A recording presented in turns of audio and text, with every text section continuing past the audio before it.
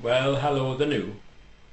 It's only me, Leonard Wells, broadcasting as usual from Studio B here in the Giggle Mill in Haslingden, near Manchester, in the UK. Studio B is technologically advanced so far that it's top secret. And as resident engineer, we have none other than that world famously very sweet chap Adolf Apfelstrudel from Berchtesgaden in Bavaria, which is in Germany, you know. Adolf, very clever, was at one time the top driver with what we call the AA, the Automobile Association. But he got in trouble with the ladies, turned to drink, got the sack, and joined Alcoholics Anonymous. So he was often referred to as AA from the AA, formerly with the AA from BB. Now, Adolf, by nature, is a strict disciplinarian and steadfastly refuses me any more than 12 digital megaburgers per broadcast. Can you imagine 12 digital megaburgers per broadcast?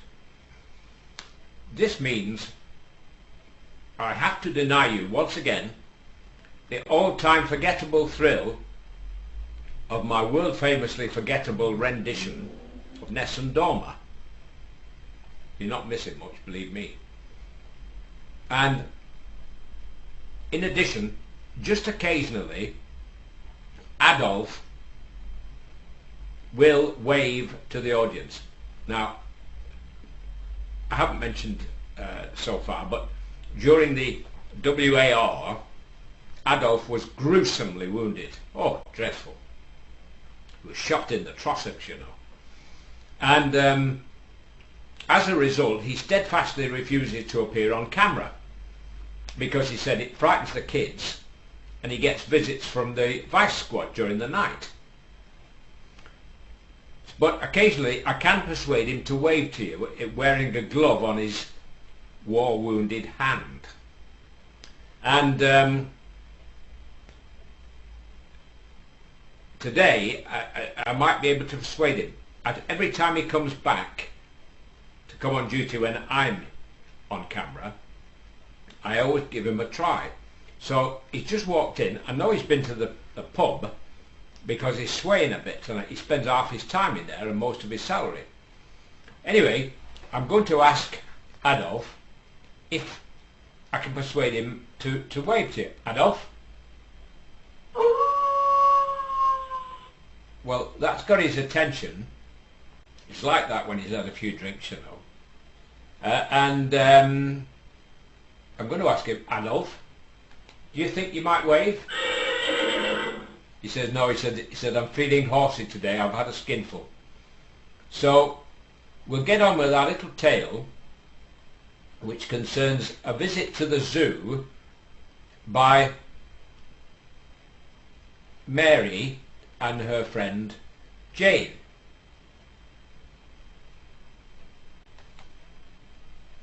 Oh, that'll be 1 o'clock, you know. It's these oats. They keep you as regular as a clock. Anyway, Mary and Jane were very good friends. And most Saturdays, they always found somewhere to go for entertainment.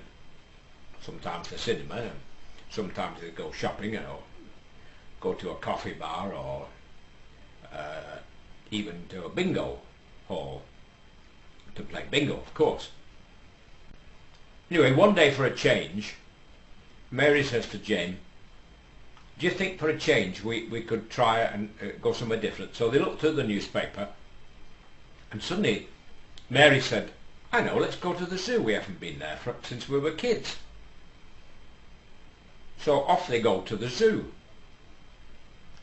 And they knew it had to be good because it was £2 or $3.50 or €4 to get in. And in they went round everywhere. The monkey house, oh, cheeky monkeys they are. They went round the lion's den. Ooh, boy, ooh, that frightening. And last of all, but not least, they went to look at the gorilla pen. Oh, it was the biggest gorilla you've ever seen. Big blue-back gorilla. I think they call him blue-back, or is it flat pack? I can't remember, but anyway, huge. Not quite as big as King Kong, but getting on for. Mary looks at Jane and says, he's a big fella, isn't he? So Jane does something with her hair, and in gorilla language, that's a wink and a nod.